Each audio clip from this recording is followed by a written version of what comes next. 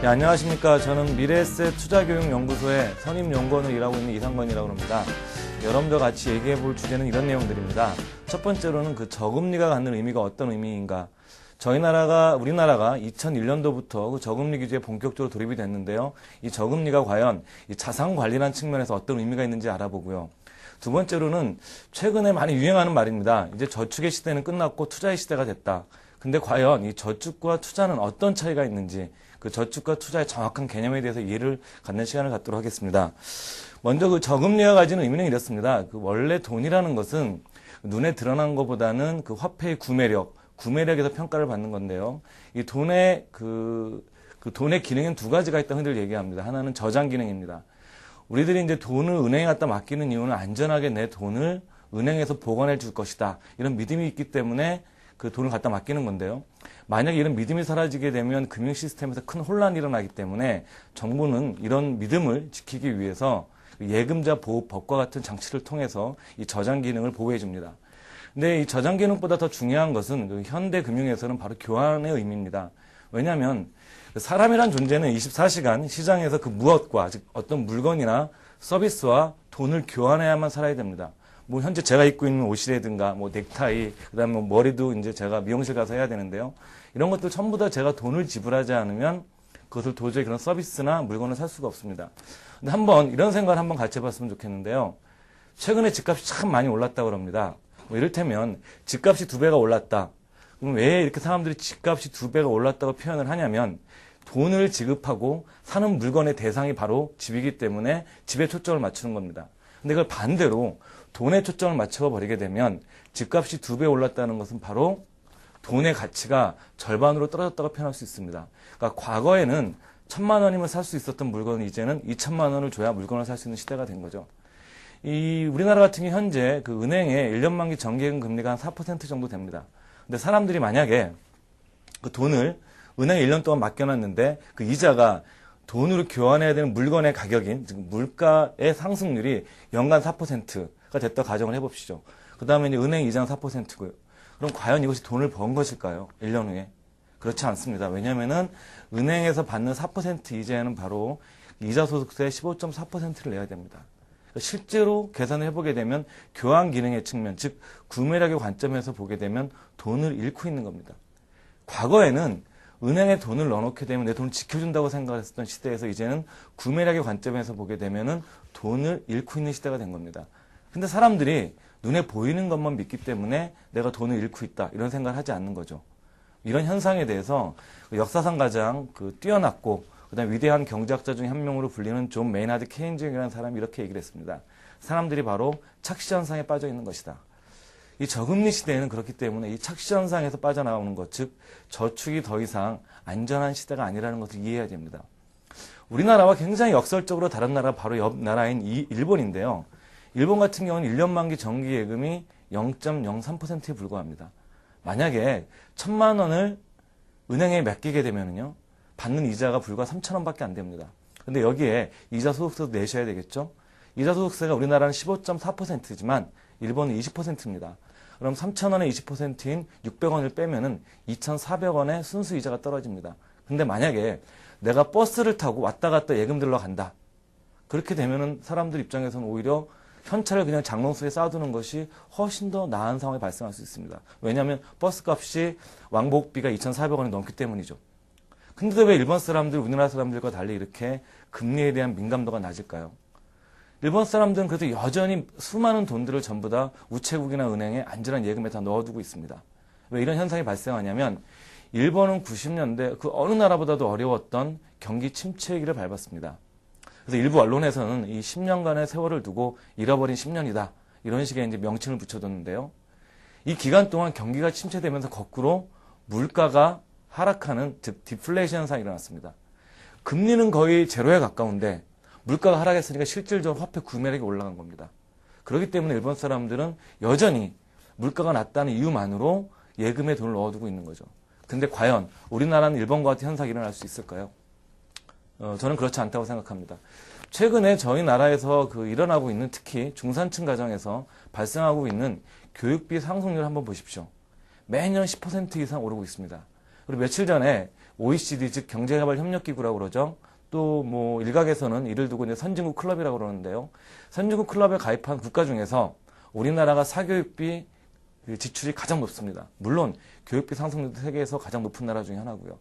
이 교육비가 증가하기 때문에 사람들이 체감하는 물가 상승률은 훨씬 더 높습니다. 그렇기 때문에 우리나라 같은 경우에는 여러분들께서 그동안 안전하다고 생각하셨던 그 저축이라는 것이 더 이상 안전하지 않은 시대에 살고 있다는 겁니다. 저금리가 우리한테 의미하는 바는 이젠 우리 스스로가 인플레이션 위험으로부터 나의 화폐의 구매력을 지키는 것이 중요해졌다는 걸 나타내는 것이죠. 그러면 이 저축을 막 투자를 해야 된다는 소리 많이 합니다. 근데 많은 분들이 여전히 그 저축과 그 투자의 차이의 개념을 정확히 이해하고 있지 못하고 있습니다. 최근에 일부 보험권에서 많이 판매되고 있는 변액보험 관련된 상품들이 전부 다 일종의 투자용 상품입니다. 그리고 최근 증권사들과 은행이 앞다투어 팔고 있는 정리펀드 대표적인 투자용 상품입니다. 기존에 저희들이 가입했던 예금이나 적금은 전부 다 저축성 상품입니다. 과연 이 두 가지의 차이는 어떤 것이 있을까요? 먼저 그 저축과 투자의 차이는 돈을 버는 메커니즘에서 차이가 있습니다.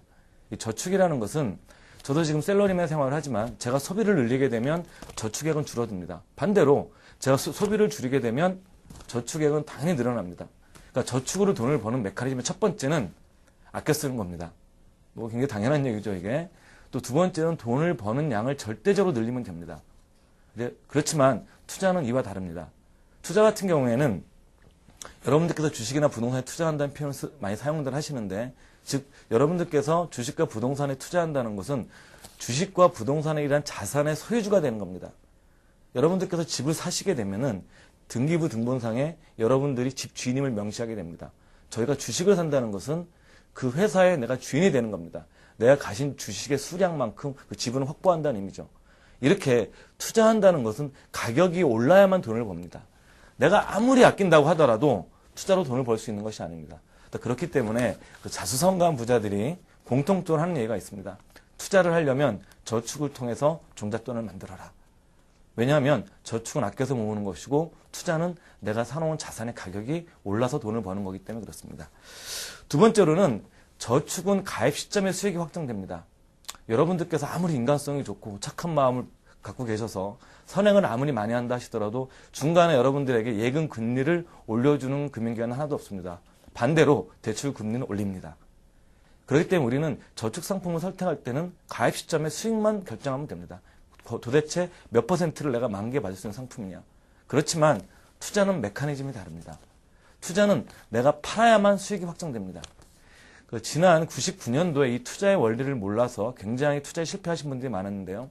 코스닥, 즉 IT 열풍이 부니까 갑자기 자기가 부자가 된 것 같습니다. 그러니까 차도 바꾸고 자기 와이프한테 카드도 팍팍 주고 돈도 막 쓰다가 이렇게 해서 두 부부가 다 주가가 폭락해서 신용불량자가 된 사람들이 많이 나타났었습니다. 그럼 왜 그랬을까요? 투자는 팔아야 수익이 확정된다는 걸 이해하지 못했기 때문에 그렇습니다. 팔지 않은 것은 끝난 것이 아닙니다. 투자는 반드시 팔아야만 수익이 확정됩니다. 그래서 이제 많은 분들이 그냥 가격이 올랐다는 이유만으로 부자가 됐다고 생각을 하는데 그것은 투자의 개념을 정확히 이해하지 못하기 때문에 나타나는 하나의 태도라고 볼 수가 있습니다.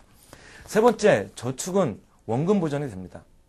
그렇기 때문에 굉장히 보수적인 투자 성향을 가지신 분들은 난 죽어도 원금 깨먹는 거 견딜 수 없어 라고 말씀하시죠. 그렇지만 반대로 투자는 가격이 오르고 내려서 즉 올라야만 돈을 벌기 때문에 내릴 수도 있습니다. 반대로. 그리고 이걸 전문용어로 이제 가격 변동 위험이라고 표현을 하는데요. 투자는 가격 변동 위험이기 때문에 원금 손실이 발생할 수 있습니다. 근데 저축은 반대로 또 결정적인 단점이 한 가지가 있습니다. 바로 제가 앞서 말씀드린 것처럼 물가 상승률, 즉 인플레이션 위험에 대해서 굉장히 취약하다는 것입니다. 반대로 근데 투자인 주식과 부동산은 장기적으로 보게 되면은 인플레이션 위험에 대비할 수 있습니다. 이를 인플레이션 해지라고도 표현을 하게 되는데요. 우리가 이렇게 저축과 투자의 그 특성을 알아보고 우리가 이제 그 저금리 의미가 어떤 건지를 딱 파악해보면 우리가 알 수 있는 것은 지금과 같은 시대에는 저축만으로도 모든 걸 해결할 수 없고 투자만으로도 모든 것을 해결할 수 없는 시대에 살고 있다는 겁니다. 그렇기 때문에 최근에 많이 유행하는 말 중에 하나가 이제는 포트폴리오 투자를 해야 된다. 이런 얘기들을 많이 합니다. 그래서 포트폴리오의 기본은 이렇게 저축 상품과 투자 상품의 성격을 잘 활용하고 이해를 한 다음에 어떻게 비중을 나눌 것인가 그것을 결정해야 됩니다. 그 외환위기 전만 하더라도 우리나라 이제 이를테면 상호저축은행 같은데 은행 말고요. 제1금융권에 가게 되면 연 15%를 받을 수 있었습니다. 연 15%면 내 원금이 5년마다 정확히 2배가 됩니다. 여러분들이 만약에 1,000만 원을 넣어두시고 5년을 기다리시면 2,000만 원이 됩니다. 1억을 넣어두시면 5년 후에 2억이 됩니다. 이런 경우에는 가격 변동 위험이 있는 투자형 상품을 굳이 투자할 필요가 없었습니다. 그렇지만 지금 같은 저금리 시대에는 저축을 주로 이용하시게 되면 인플레이션 위험에 노출되어 있기 때문에 내 화폐의 구매력을 전혀 보존할 수 없습니다. 그렇기 때문에 어쩔 수 없이 이제 누구나가 자기 자신의 포트폴리오에 투자 상품을 편입하는 시대가 된 겁니다. 미국과 같은 경우에도 1980년대부터 저금리 기조가 본격적으로 시작됐습니다. 미국도 70년대 말에 두 자릿수 금리 시대에는 전혀 이런 펀드라든가 이 변액과 같은 투자형 상품은 전혀 시장에서 인기가 없었습니다. 저금리 시대에는 싫으나 좋으나 어느 정도는 여러분들께서 투자 상품을 편입을 시키셔서 여러분들